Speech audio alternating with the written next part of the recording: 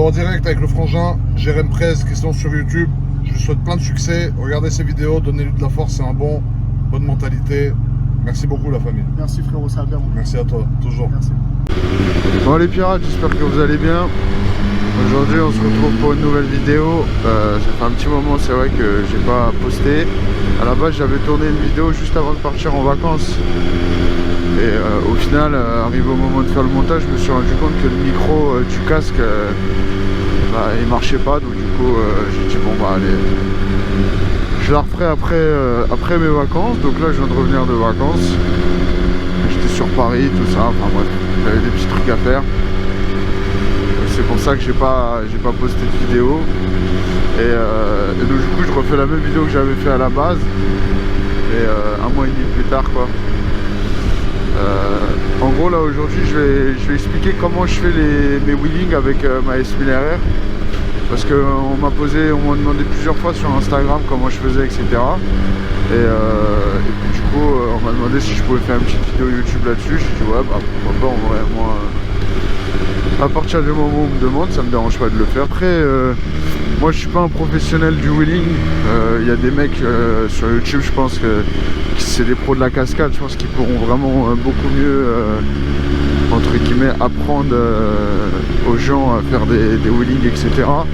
Mais moi c'est vraiment le wheeling de base quoi, hein.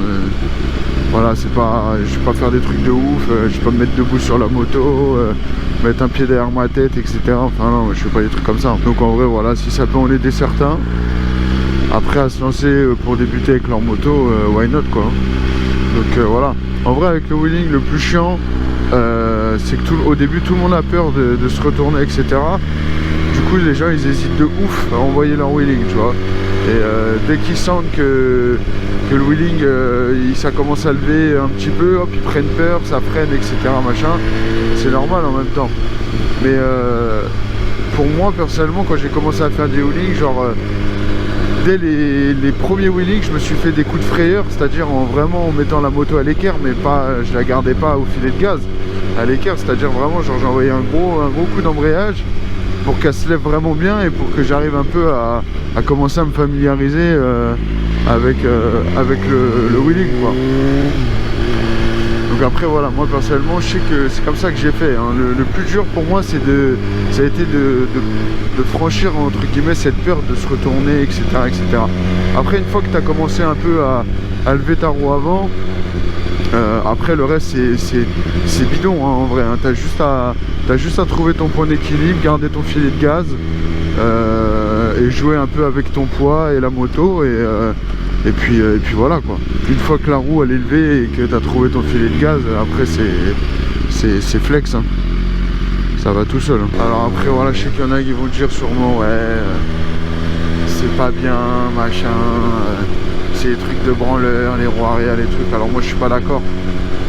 Pour moi je pense que savoir faire des roues arrière avec sa moto, surtout quand tu as un 1000 ou quoi, enfin des hyper sportives, moi je trouve ça important. Pourquoi? Parce que ça permet entre guillemets de vraiment bien connaître sa moto, de bien la maîtriser, etc. De bien savoir jouer avec le frein arrière, parce que ça c'est super important, c'est la base. Le pied sur le frein arrière, etc. Enfin, ouais. Enfin pour moi ça permet de commencer à maîtriser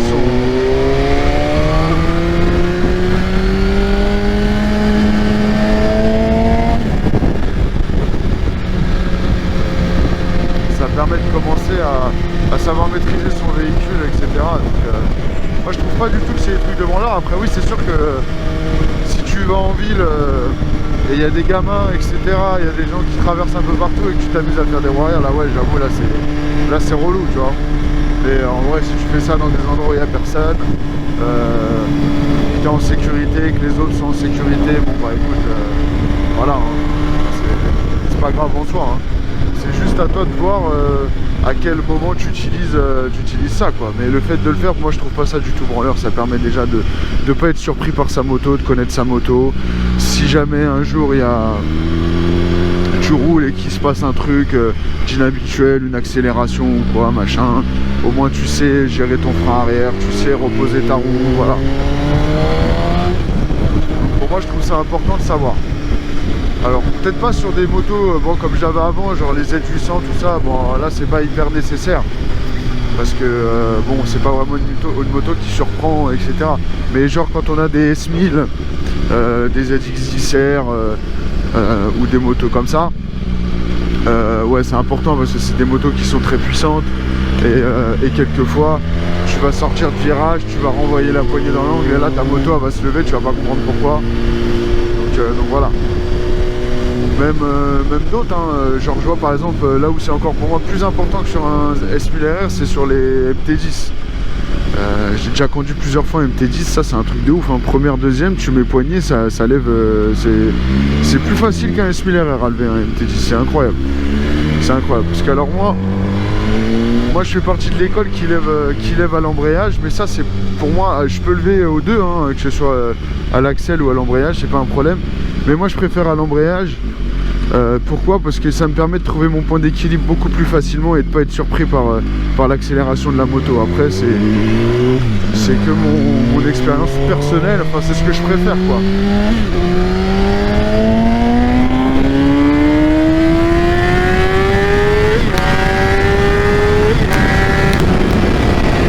Oh là là là là là là là là là là. Le pilote mec. Voilà. Putain, cette accélération quoi, c'est incroyable. C'est vraiment incroyable. Non mais ouais, je disais, pour moi la MT10, j'ai pris ça comme exemple, hein, mais il y en a d'autres. Hein. Genre la M1000R, la S1000R, tout ce qui est roadster en gros avec des chevaux. C'est incroyable, ça se lève, mais je trouve ça limite dangereux, tu vois. Après... c'est mon avis à moi, mais une sportive comme ça c'est plus compliqué à lever.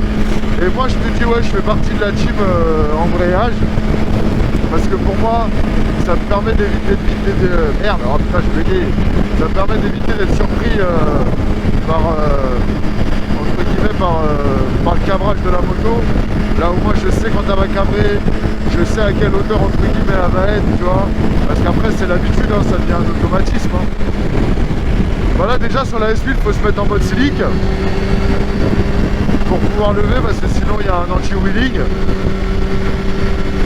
Alors on est dimanche, il y a un peu de monde sur l'autoroute donc je vais faire attention.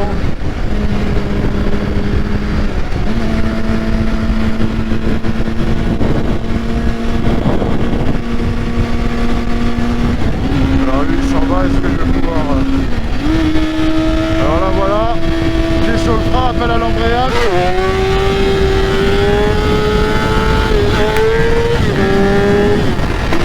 Et là après bah voilà quoi.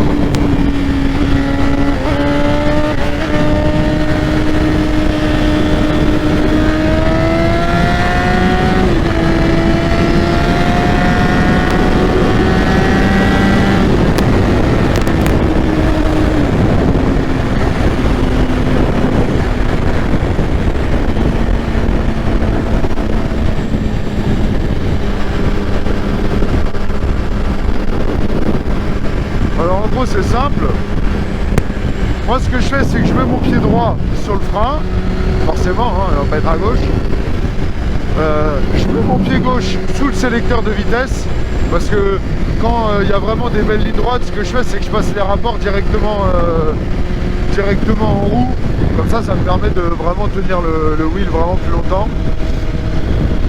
Après je mets deux doigts sur l'embrayage, je garde ma poignée accélérée. Et en fait après quand je veux envoyer mon wheel, je garde ma poignée accélérée, je mets vraiment un coup d'embrayage à fond. Mais regardez.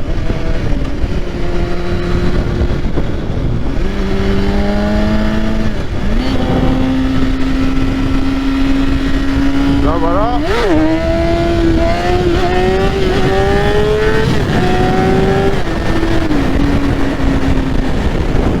C'était vraiment juste pour montrer le petit coup d'embrayage.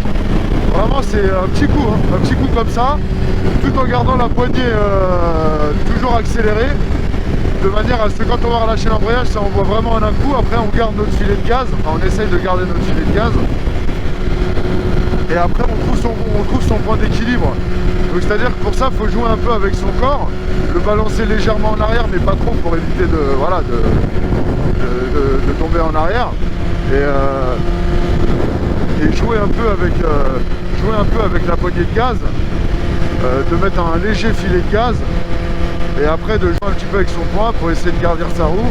Et si jamais on voit qu'on va trop en arrière, on a notre pied sur le frein arrière, donc voilà, ça peut nous sauver. Putain, franchement j'ai dormi 3 heures. Là je me suis levé parce qu'on fait une excursion en jet ski avec des potes. Franchement j'avais pas envie d'y aller.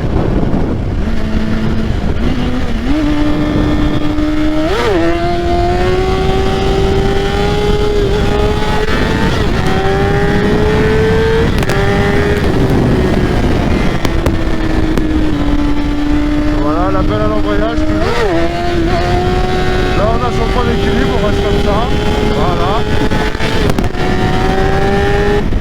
Bon, en gros voilà comment moi je fais, hein. Et après, c'est vrai qu'il faut faire vachement attention quand on envoie son coup d'embrayage à pas mettre un gros filet de gaz, parce que bon alors avec la Z800 par exemple ça allait, parce que bon il y a 100 chevaux ou 110 chevaux, donc bon ça, et en plus elle est lourde la Z, elle faisait 230 kg je crois, une connerie comme ça, donc en soi voilà.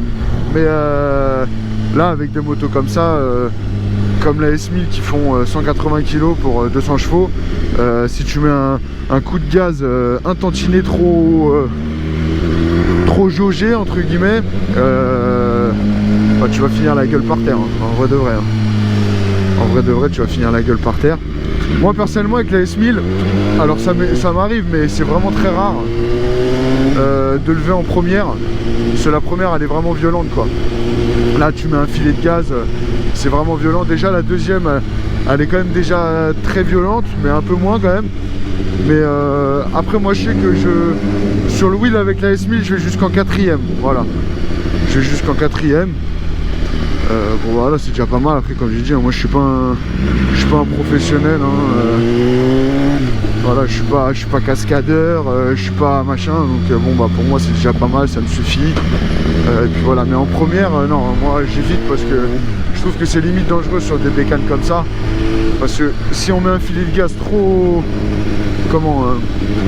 fort entre guillemets, je sais pas comment expliquer, bah tu te casses la gueule, hein. Parce que vu la puissance de la bécane, tu te casses la gueule direct.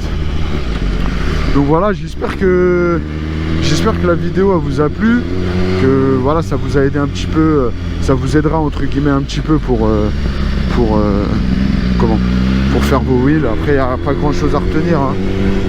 Les deux doigts sur l'embrayage, appel à l'embrayage, le filet de gaz, le pied sur le frein, ça c'est primordial. Alors là, ça par contre si vous n'avez pas le pied sur le frein, ça peut être douleur, chute assurée, voilà, le pied sur le frein c'est obligatoire. Et puis après bah voilà, c'est parti, à vous de vous entraîner avec vos appels à l'embrayage et de trouver votre point d'équilibre, et puis voilà quoi. Mais j'espère que la vidéo vous a plu, j'espère que j'aurais été bien pédagogue entre guillemets, parce que j'ai pas l'habitude de faire ce genre de vidéo. Moi je suis pas un professionnel de la cascade, j'ai rien à apprendre à personne. Maintenant on m'a demandé comment je faisais, je viens de le dire.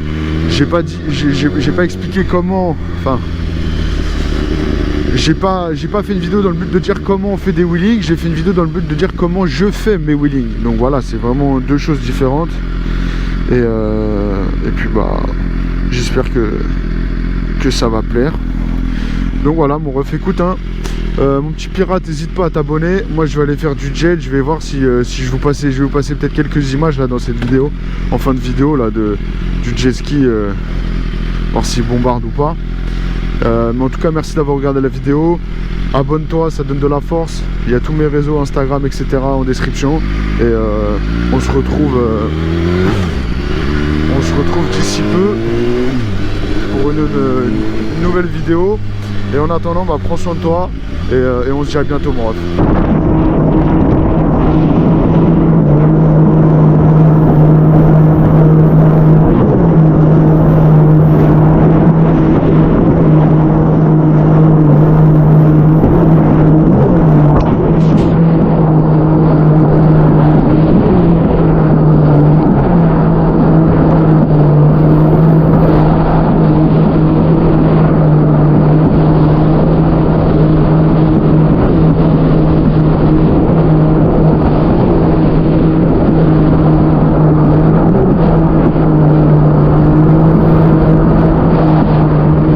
dauphins là, il y avait des dauphins juste là. Ah, ils sont là. Ah, ils sont là, putain, je sais pas si on va les voir. Ah, ils sont là, regardez. Ah ouais, ils sont là. Putain, je sais pas si on va les voir à la vidéo là. Ils sont juste là, juste en face, tout droit. Ah ouais, il y en a 1, 2, 3, 4. Ah ouais. Ah, ils sont massifs là. Ah ouais, ouais, ah là, on les voit bien là.